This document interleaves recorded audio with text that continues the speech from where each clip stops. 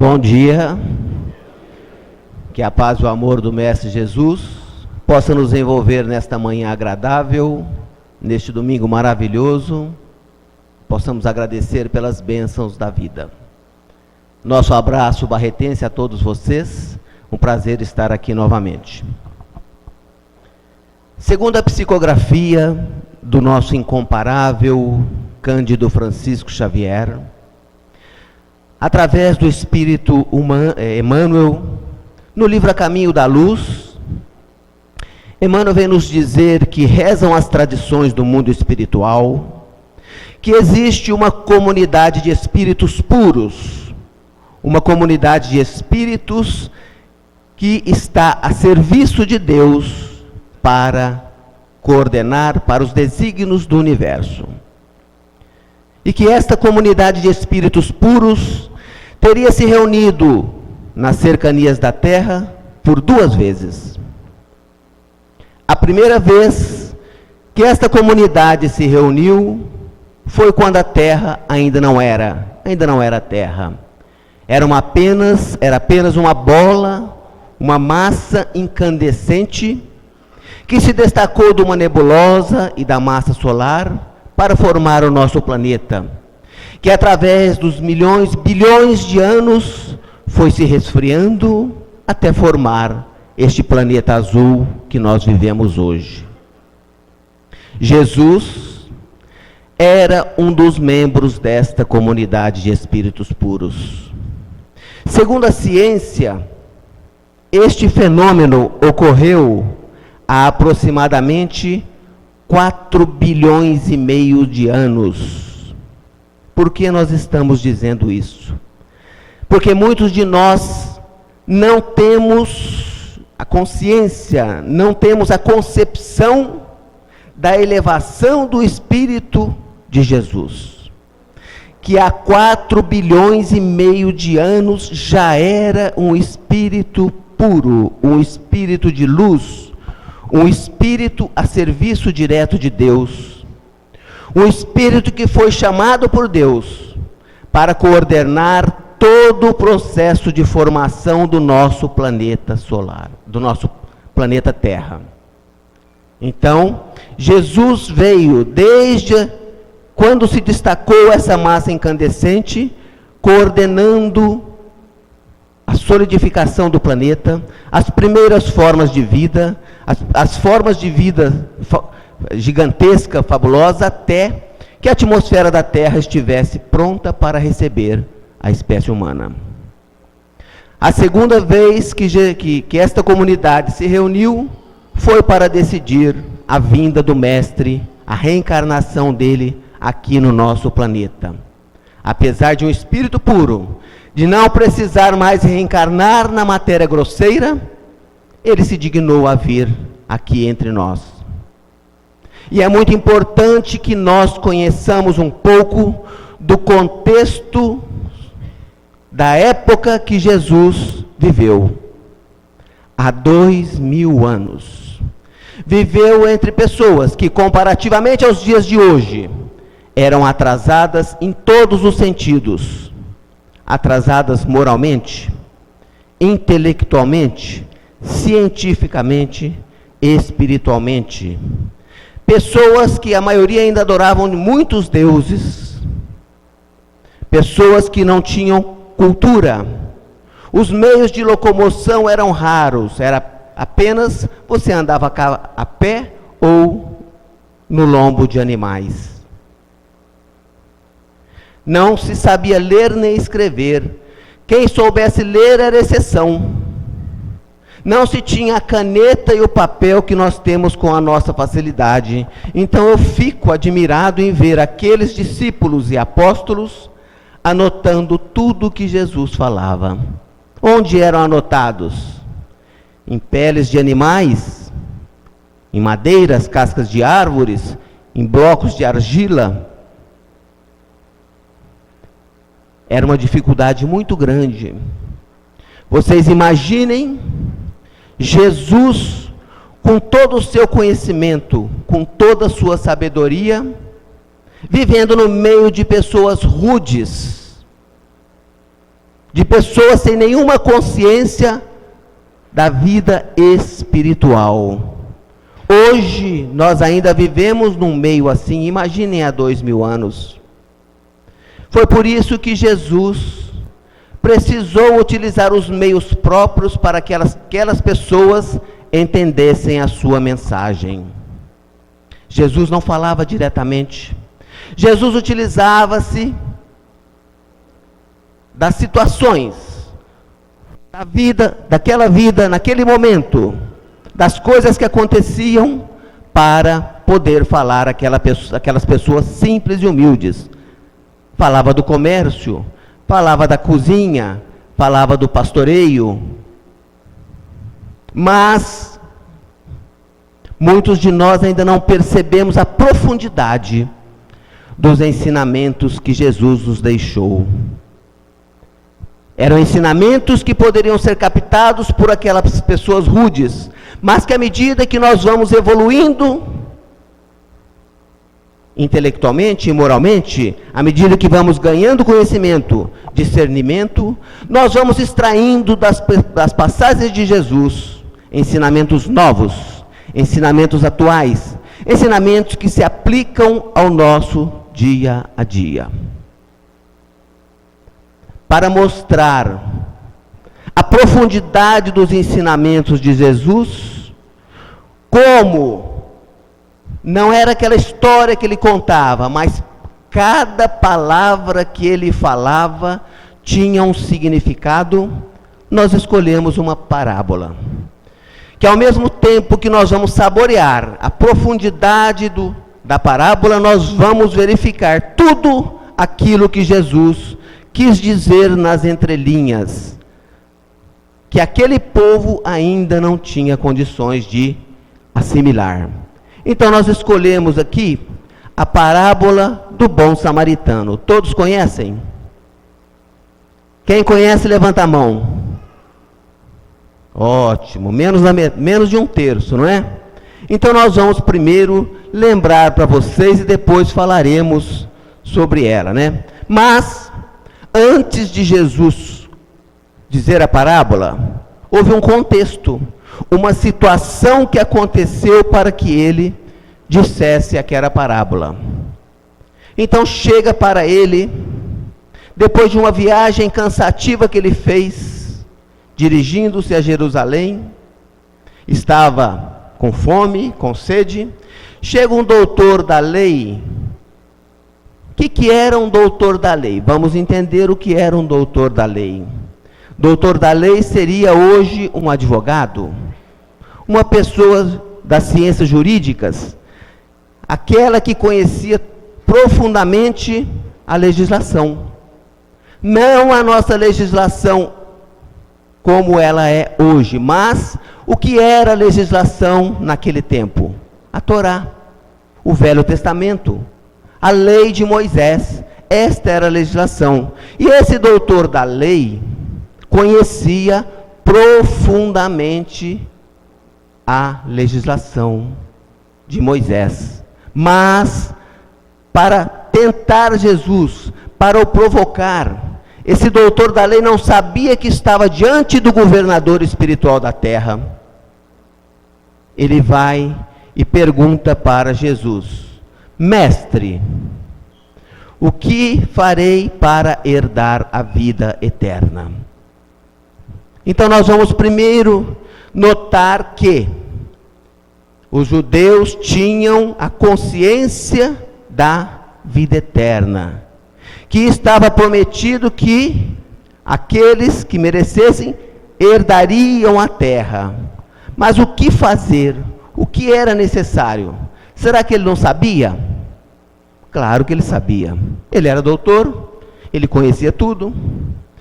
E ele esperava que Jesus fosse dar uma receita. Falar: olha, você faça isto, isto, isto, isso. As comadres aqui costumam fazer isso, e os compadres também, não é assim? Quando alguém está com um problema, nós já achamos a solução na hora. Só não achamos quando o problema é nosso. E esse doutor da lei achou que Jesus fosse dar uma receita de bolo para ele. Mas, na sabedoria de Jesus, ele vai responder ao doutor da lei com duas outras perguntas. vai inverter o ônus. Ao invés dele ter que responder para o doutor da lei, o doutor da lei é que passaria a ter a responsabilidade. Então Jesus diz duas perguntas. O que é que está escrito na lei? Como lês? Percebam que parece uma única pergunta, mas não. O que está escrito na lei é literal. É aquilo que está, que qualquer um de nós tem condições de ter o conhecimento. Mas, como você interpreta? Como você a pratica? O que você faz disso que está escrito aqui na lei? Porque não basta você ter a lei, é preciso você saber usar.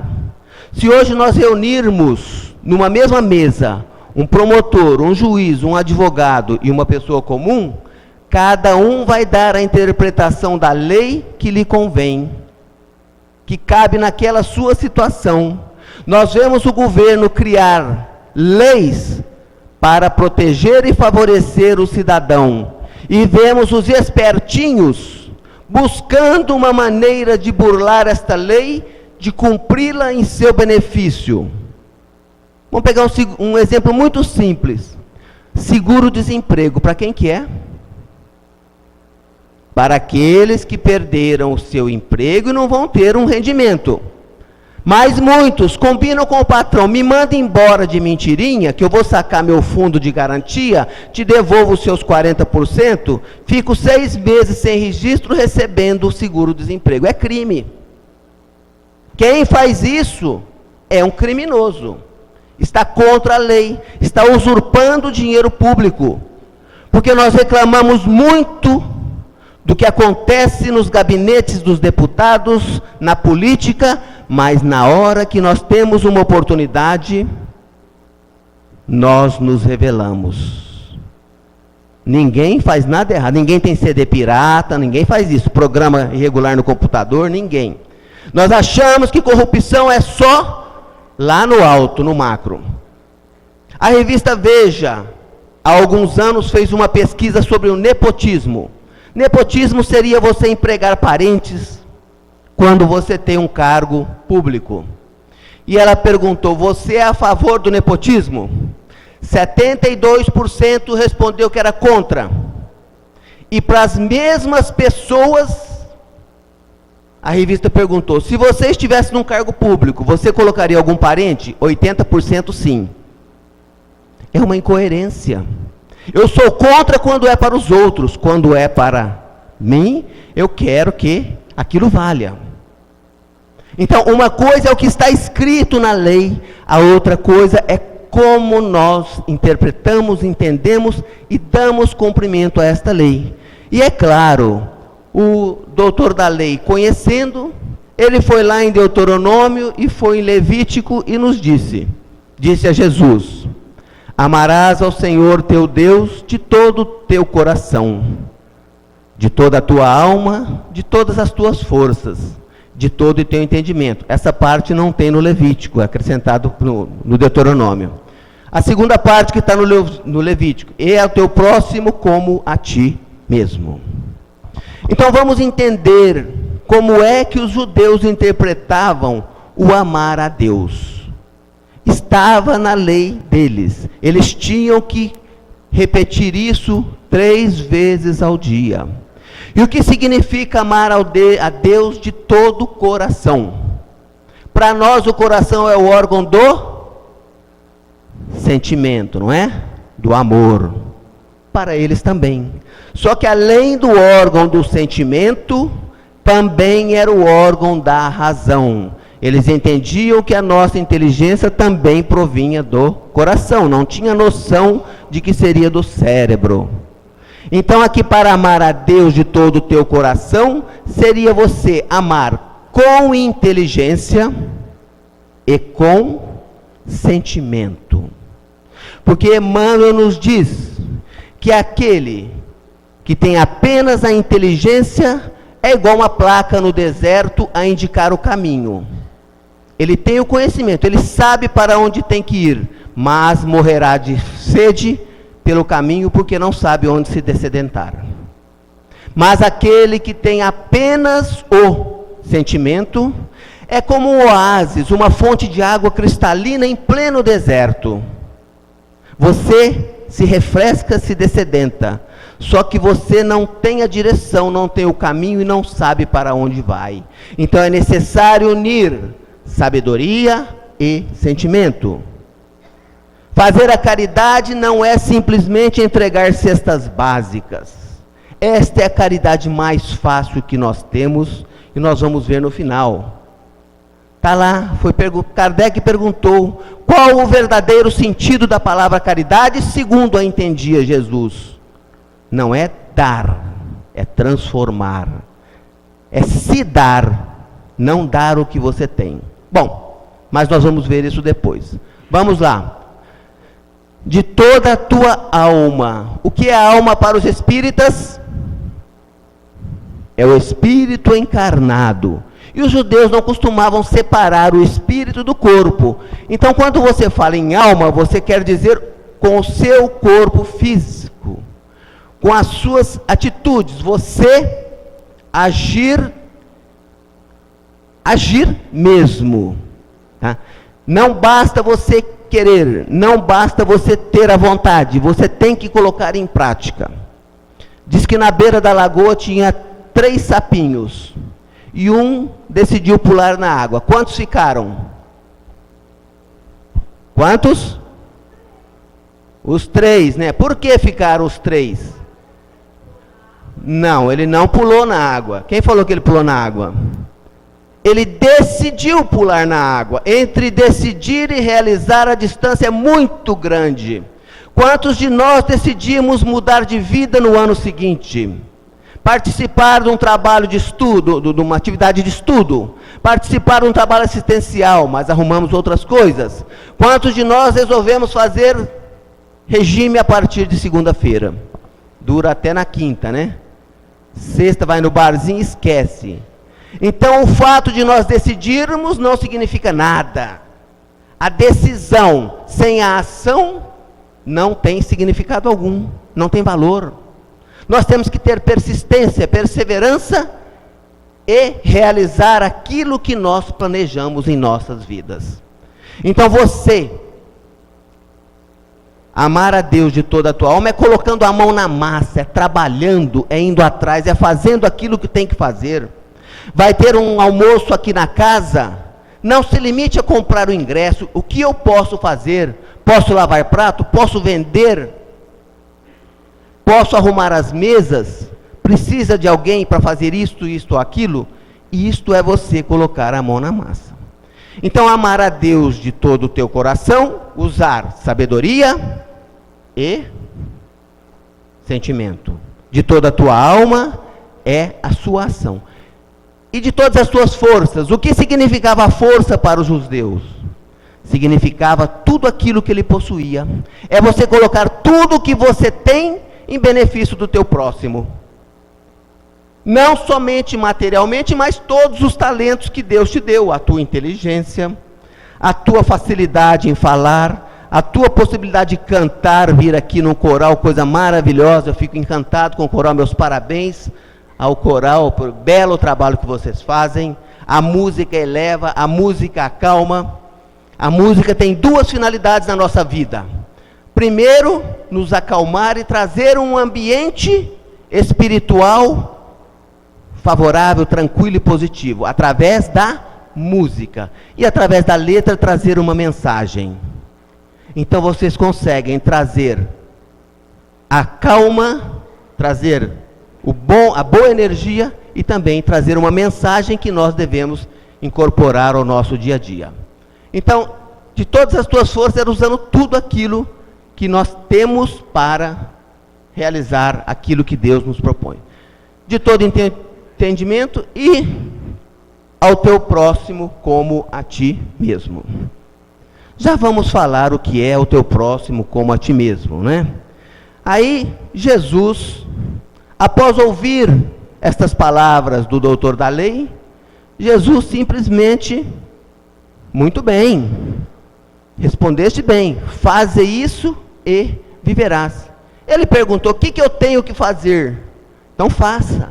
Faze é no futuro. Porque ele sabia que aquele doutor da lei conhecia as leis, agora aplicá-las é uma outra história. Então faze isso e viverás a vida eterna. É a receita que Jesus nos deu. Mas o doutor da lei, ainda ignorando a dimensão espiritual do mestre, vai tentá-lo novamente perguntando: quem é o meu próximo? Por quê? Porque naquela época existia duas correntes. Quem é o meu próximo? O meu próximo é aquele da minha raça, é aquele de dentro da minha casa, é aquele da minha religião, é aquele da minha cidade. Este é um conceito restrito. E tinha também um conceito amplo, que o próximo seria qualquer pessoa que estivesse em contato conosco. Então este doutor da lei quis interrogá-lo por isso, achando que Jesus fosse falar: teu próximo é isso, então acabou. E aí eles iam entrar em uma discussão, provavelmente. Não, Jesus não discutia com ninguém, colocava os seus ensinamentos de uma tal forma que ele não permitia que alguém fosse discutir com ele. Então Jesus, ao invés de dar uma resposta pronta, final, vem e conta a parábola do bom samaritano. Então a parábola nos diz: um homem que descia de Jerusalém para Jericó caiu em poder dos ladrões, que o despojaram, cobriram de ferimentos e se foram, deixando-o semi-morto. Aconteceu em seguida que um sacerdote, descendo pelo mesmo caminho, o viu e passou adiante. Um levita, que também veio àquele lugar, tendo-o observado, passou igualmente adiante. Mas um samaritano que viajava, chegando ao lugar onde jazia aquele homem, e tendo-o visto, foi tocado de compaixão. Aproximou-se dele, deitou-lhe óleo e vinho nas feridas, as enfaixou, depois, pondo no seu cavalo, levou-o a uma hospedaria e cuidou dele. No dia seguinte, tirou 2 denários e deu ao hospedeiro, dizendo: trata muito bem deste homem, e tudo mais do que gastares eu te recompensarei quando voltar. Parece uma simples história, não é? Assim, vamos pegar a primeira frase: um homem descia de Jerusalém para Jericó, caiu em poder dos ladrões que os deixaram semi-morto. Se fosse uma história infantil, ela seria retratada assim, um homem descia, foi atacado por ladrões, apanhou e ficou semi-morto. Tá certo? Representa aquilo que está escrito? Sim. Numa linguagem infantil, pueril, ou numa linguagem que nós lemos e não buscamos o seu conteúdo profundo, ela vai ficar para nós nessa simplicidade. Mas, vamos lá. Vamos analisar trecho por trecho. Primeiro, um homem. O que significa, o que Jesus quis dizer com um homem? Jesus falava por parábolas. Parábola, ao lado de, é um termo de comparação. Ele utilizava as coisas da vida material, como nós falamos, para representar as coisas do céu. Se Jesus viesse hoje, como ele falaria? Um homem navegando pelo Facebook, tá certo ou não? Um outro com o seu notebook, com o seu iPod, iPad, tudo aí, não é? Essa seria a linguagem. Então vamos à linguagem da época. Um homem, o que Jesus quis dizer? Seria um homem do sexo masculino? No sentido restrito? Materialmente sim, porque naquela época era inconcebível que uma mulher saísse montada num cavalo, que fosse viajar sozinha, que levasse valores. Ela não podia ir sequer ao templo. Materialmente sim, espiritualmente não. Um homem, como diz, homem significa humanidade. Porque o homem da parábola, ele não falou se era branco, se era negro, se era grego, se era judeu, se era samaritano. Não dava para identificar porque aquele homem estava semi-morto. Pelas vestimentas não dava para saber a sua nacionalidade. Ele não conseguia falar, pelo sotaque não dava para identificar. Então não se sabia nada, era um homem qualquer. Este homem da parábola pode ser qualquer um de nós, qualquer um da humanidade. Mas Jesus prossegue. Um homem que descia. Por que será que Jesus usou a palavra descia? Por que ele não falou assim, um homem que caminhava, um homem que ia, um homem que se dirigia, um homem que rumava, um homem que se destinava? Não. Jesus usou a palavra correta, um homem que descia. E nós vamos ver que a sabedoria de Jesus era tamanha que, materialmente, geograficamente, ele estava correto. Porque Jerusalém está em torno de 800 metros acima do nível do mar, mas Jericó está abaixo do nível. Qualquer um que sai de Jerusalém para Jericó, aqui tem uma representação, tá? Olha aqui, Jerusalém fica aqui em cima, Jericó aqui embaixo. Você tem que descer essas montanhas. Numa distância pequena, você tem que obrigatoriamente descer.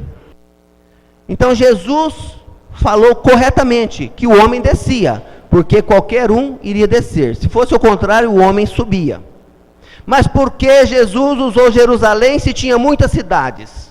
E por que ele usou Jericó se tinha outras cidades baixas também?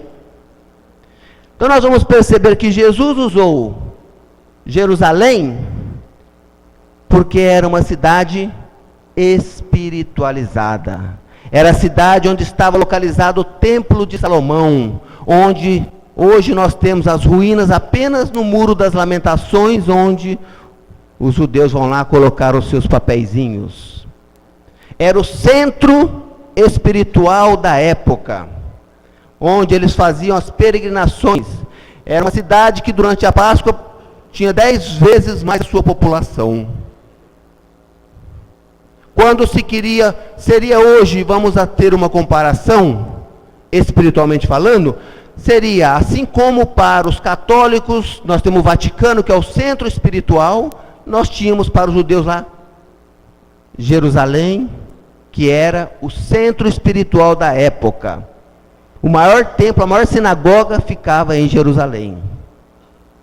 Então quando nós falamos Jerusalém, você lembra espiritualidade. E quando nós falamos Jericó? Jericó era uma cidade muito mais antiga, mas que era uma cidade dada aos negócios. Era uma cidade onde ocorriam as trocas, as vendas, as compras. Se nós fôssemos comparar hoje, Jericó seria a nossa Avenida Paulista em São Paulo, a nossa Manhattan nos Estados Unidos. Seria uma cidade que não que fosse má, mas que não era afeita às coisas espirituais, mas sim apenas as coisas da matéria, do comércio. Então nós vamos perceber, tá, que quando Jesus fala que um homem descia de Jerusalém para Jericó, ele não está se referindo à descida física, ele está se referindo à descida vibracional, espiritual. Nós estamos aqui adquirindo energias positivas, contato com espíritos bons que estão aqui, à busca de esclarecimento, à busca do nosso esclarecimento. Quando nós saímos daqui e brigamos lá fora ou em casa, nós estamos também baixando o nosso padrão vibracional espiritual. Então, materialmente, a descida é física, espiritualmente é vibracional. E quando nós baixamos a nossa vibração, nós vamos cair em poder de ladrões, de espíritos inferiores, que podem nos influenciar no nosso dia a dia e nos levar até um processo obsessivo. Na pergunta 459 de O Livro dos Espíritos, Kardec pergunta: influenciam os espíritos em nossos pensamentos, em nossas ações, em nossos atos? Eles influenciam? E a resposta é: muito mais do que imaginais. Chegam ao ponto de vos conduzir, de definir o que vocês vão fazer. Portanto, é muito importante, se nós temos uma influência constante e permanente dos espíritos, nós temos que estar sintonizados com aqueles que vão nos influenciar positivamente. os bons espíritos. Por isso nós temos que manter um alto padrão vibratório para a nossa vida, em todas as nossas atividades. Porque quando nós baixamos o padrão vibratório, nós vamos ser alvos daqueles espíritos que querem nos prejudicar. Conseguimos isso? Sim. A pergunta 909 de O Livro dos Espíritos, Kardec pergunta aos amigos espirituais se é possível que nós,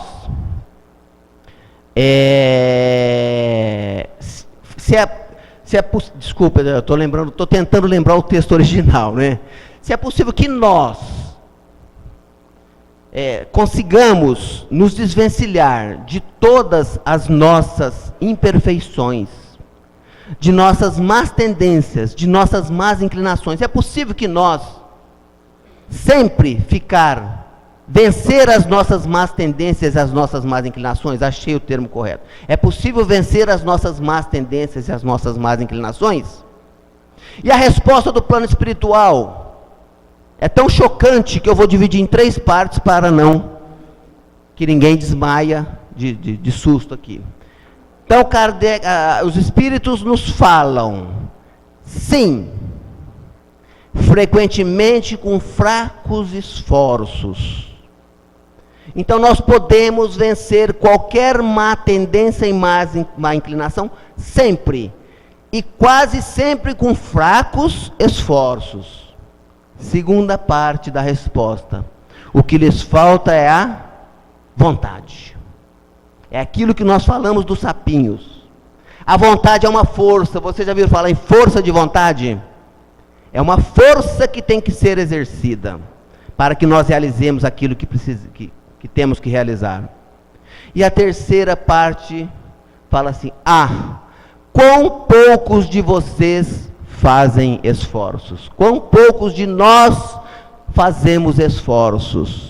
Por isso é que nós temos dificuldade de vencer os nossos vícios, as nossas más tendências, as nossas más inclinações. E aí nós vamos ser alvos de espíritos inferiores, nós vamos descer. E aí esses espíritos podem nos deixar numa situação que nós não tenhamos forças para retornar. Fica semi-morto, nós vamos precisar da ajuda de terceiros para nos recuperar quando o processo se torna mais crônico. Bom, então vamos lá. Vamos para a segunda parte da parábola. Aconteceu em seguida que um sacerdote, descendo pelo mesmo caminho, o viu e passou adiante. Quem é o sacerdote? O mesmo que é hoje. Alguém conhecedor das leis. Alguém que sabia o que devia fazer. Mas, olha a sabedoria de Jesus. Jesus fala, opa, o que aconteceu, gente? Vamos lá. Olha só o que Jesus nos fala. Vamos lá. Aconteceu em seguida que um sacerdote, descendo pelo mesmo caminho, o que ele estava fazendo?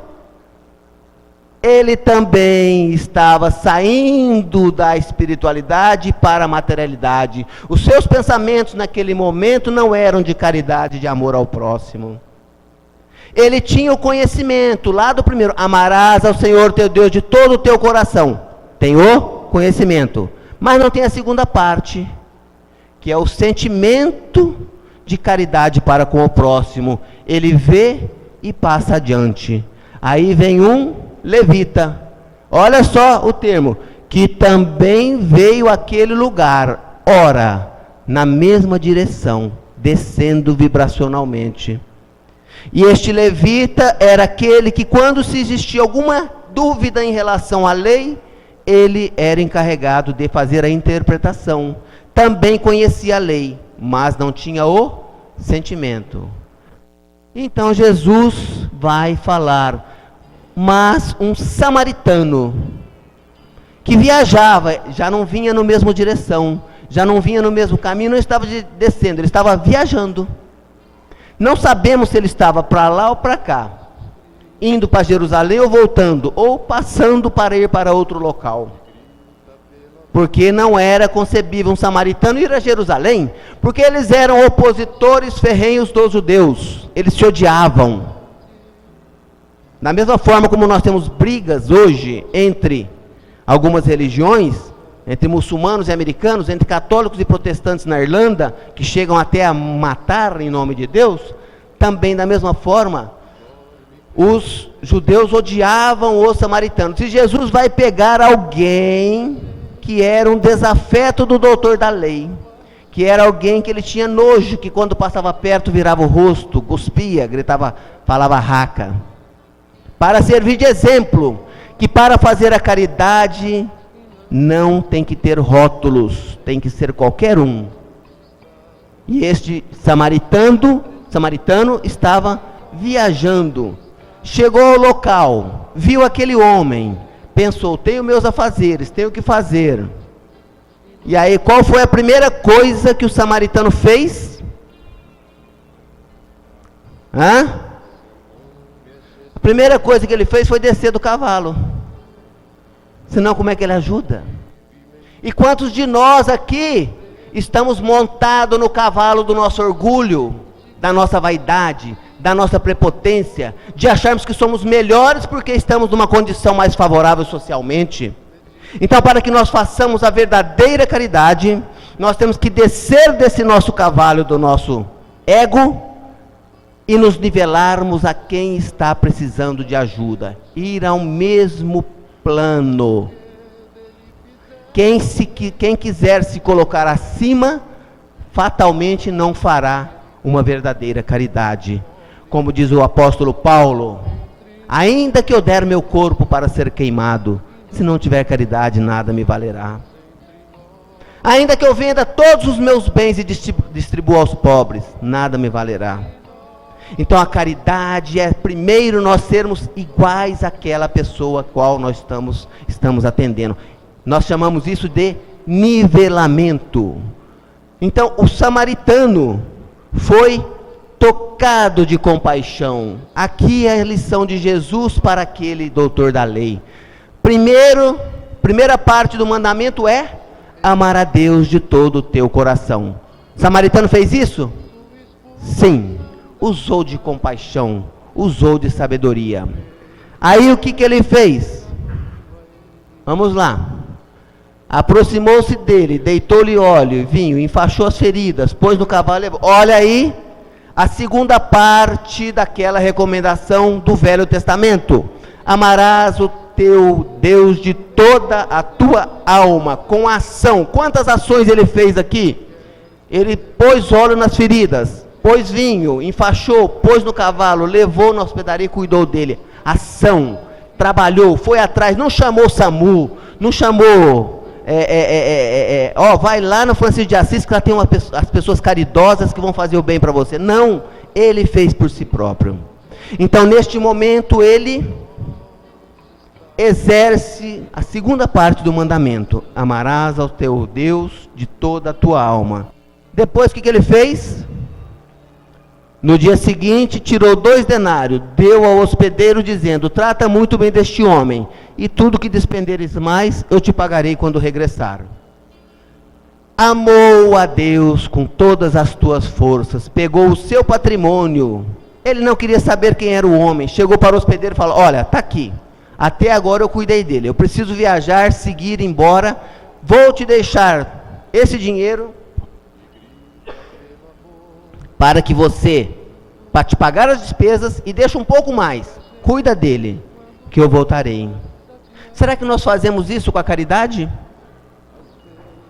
Será que você dar uma esmola, uma cesta ou algo mais e mandar embora é suficiente? Não. A caridade tem que ser completa, ela tem que ter um ciclo. A nossa função na doutrina espírita é levar a caridade espiritual, que é a mais difícil. É levar o amor ao próximo. A cesta básica é uma desculpa que nós temos para chegar até aqueles que precisam. Me lembro de uma das famosas passagens de Chico Xavier, quando ele estava distribuindo, nos finais de semana ele ia distribuir pães, alimentos, e ele distribuía moedas, seria hoje R$1, R$2, moedinhas, para aquele povo sofrido. E chega um estudante de assistência social da capital, olhando aquilo, chama Chico e fala: Chico, mas isso daí não vai resolver a situação desse povo. Ele falou: não, meu filho, nossa função não é resolver a situação desse povo. A nossa função é mostrar para esse povo que nós nos preocupamos com eles, que durante a semana nós estamos pensando nele, buscando os recursos, e na hora que nós vamos entregar a moeda, é aquele abraço, aquele aperto de mão, aquele contato, para mostrar que eles podem contar conosco. Esta é a caridade de Chico Xavier, que já no final da sua vida, estava numa fila beijando as mãos das pessoas, já sangrando os seus lábios, quando alguém lhe disse: Chico, por que você beija a mão dessas pessoas? Ele falou: porque eu não tenho forças para me abaixar e beijar os pés. Esta era a verdadeira caridade. Aquilo que ele dava não era o importante, mas era aquilo que ele fazia. As visitas anônimas que muitos não sabem, o tempo integral dedicado, passando o Natal não com a sua família, com aquelas famílias carentes que precisavam dele. Então a caridade, ela tem que ser um ciclo. Divaldo conta uma história de uma trabalhadora que falou para ele: Divaldo, já estou cansado de fazer caridade. Falei: então para. Mas como? Você está falando para eu parar de fazer caridade? Falei: mas se a caridade não está te fazendo bem, é melhor você parar.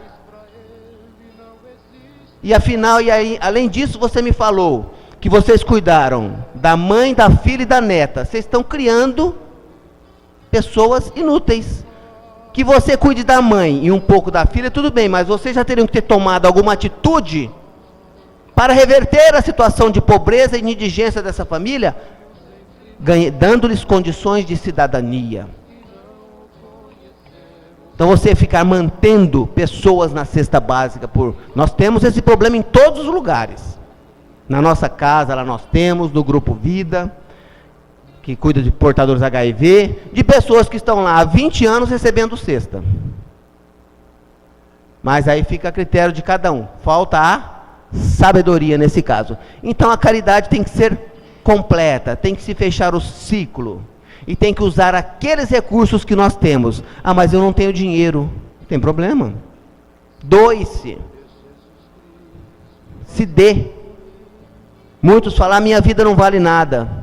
Eu assisti uma vez uma palestra da Rosa Cruz, que a psicóloga que estava ministrando disse que chegou uma pessoa para falar: eu vou me matar porque a minha vida não vale nada. Falou: ah, tudo bem, sua vida não vale nada, então eu vou fazer um negócio com você. Já que ela não vale nada, você não pode doar a sua vida? Ela não vale nada para você, vai valer para os outros. Vá lá no morro alfabetizar, ajudar as pessoas, coletar alimentos, fazer algo de útil para a sua vida. Doe-se para os outros. Esse é o verdadeiro sentido da caridade.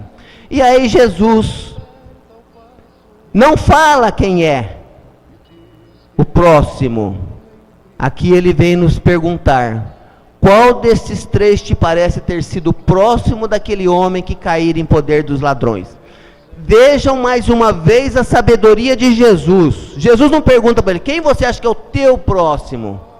Nós não temos o nosso próximo. Nós não temos que perguntar quem é o meu próximo. Tem que perguntar de quem eu posso ser o próximo.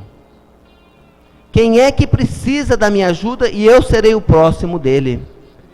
Então, quem foi o próximo daquele homem que caiu em poder dos ladrões? Colocou mais uma vez o doutor da lei numa sinuca. E o que o doutor da lei responde? Aquele que usou de misericórdia para com ele. Percebam que a vaidade, os preconceitos contra os samaritanos eram tão grandes, que nem neste momento o doutor da lei se dignou a falar, foi o samaritano. Ele se recusava, inclusive, a dizer a palavra samaritano, porque eram inimigos. E é este exemplo que Jesus nos trouxe. Ele fala, aquele que usou de misericórdia para com ele. Então, o que nós temos que ver é de quem eu posso ser o próximo.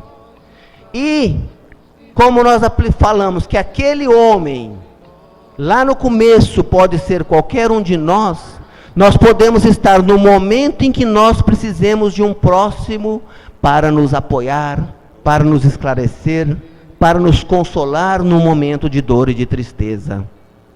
Não somos nós que seremos o próximo, mas teremos o próximo a nos fortalecer, a nos ajudar também. E aí Jesus, então, feita a lição, fala, vai e faze o mesmo. Porque Jesus sabia que eles não eram afeitos à prática. Cultuavam as práticas exteriores, ao ponto de Jesus falar que eles eram igual túmulos, caiados por fora e podridão por dentro. O importante não é o que nós estamos, não é o que nós aparentamos, mas é aquilo que nós realmente fazemos. Lá no livro Céu e Inferno tem um dos depoimentos que retrata o homem de bem perante os homens e o homem de bem perante Deus. São pessoas totalmente diferentes. E já que nós estamos falando de caridade, eu prometi para vocês, na pergunta 886, qual o verdadeiro sentido da palavra caridade como a entende Jesus? Esta pergunta foi feita por Kardec para a espiritualidade. E eles nos responderam através do BIP. Sabe o que é um BIP? Aquele aparelhinho antigo dos médicos que eles andavam, dos executivos, que quando alguém precisava, bipava eles tinham que entrar em contato com o hospital. Então lembremos do BIP. Então o primeiro é o B. O que é o B? Benevolência para com todos. Benevolência para com todos. Não é para com A, com B. Não é para com alguém da nossa família apenas, mas para com todos. Segundo, indulgência para com as imperfeições alheias, que é o que nós mais gostamos de comentar. Vocês leram a mensagem que foi distribuída na entrada? Do André Luiz, do Sinal Verde? Fala que nós não devemos comentar o passado de ninguém, apontar os defeitos, porque quando nós apontamos, é porque nós também temos. Então, indulgência é não ver o defeito dos outros, mas se os ver, não comentar. Não é assim?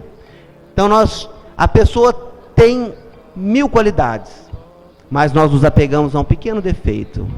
O que você acha do fulano? Ele é uma pessoa boa, trabalhadora, mas quando nós falamos o mas, nós derrubamos tudo que nós falamos para trás. Acostumemo-nos a ver as coisas boas da vida, as coisas positivas nas pessoas. Vamos dar o nosso elogio todos os dias.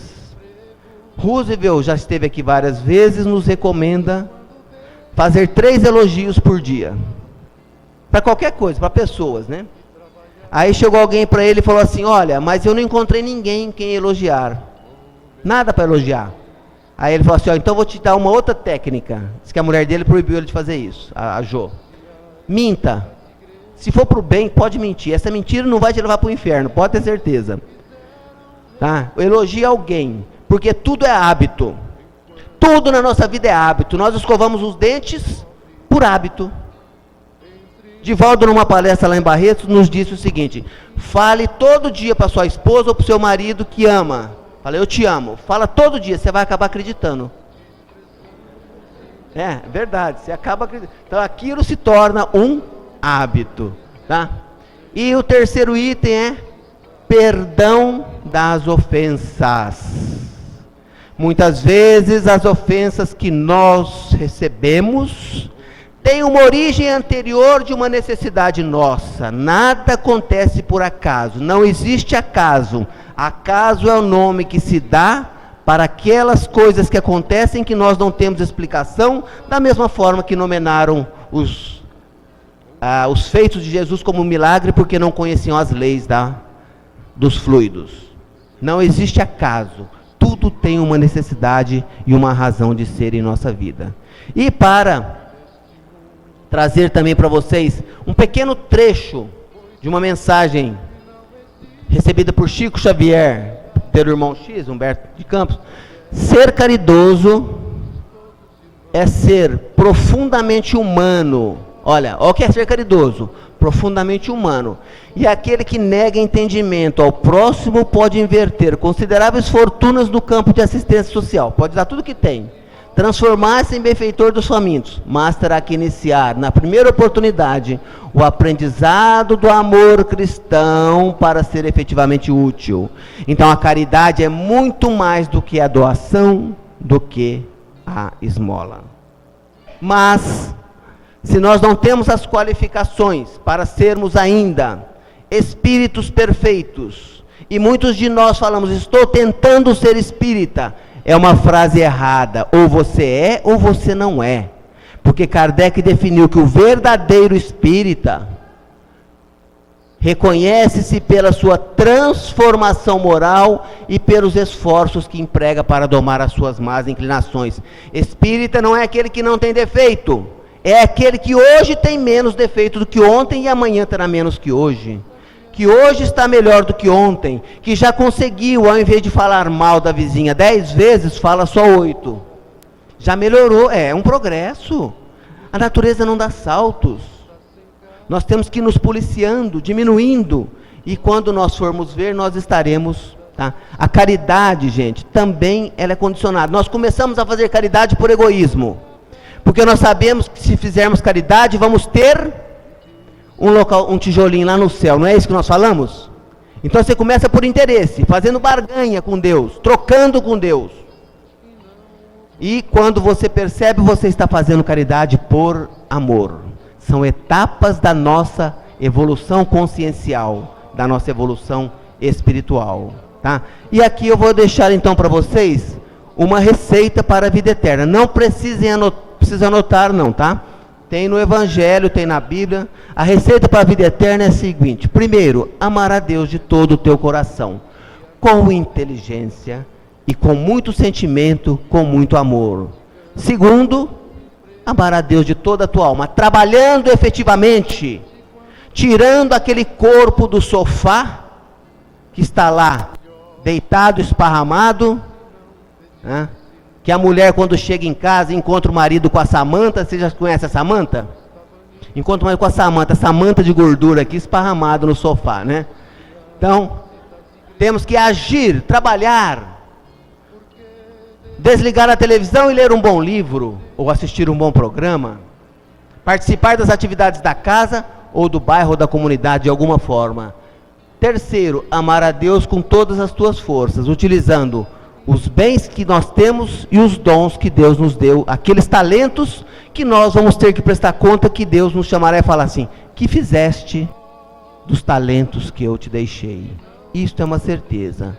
E muito bem. Terceiro, amar ao próximo como a si mesmo. Faze isso e viverás a vida eternamente. Muito obrigado, um bom domingo para vocês, que a paz e o amor de Jesus continue a nos fortalecer, agora e sempre. Obrigado.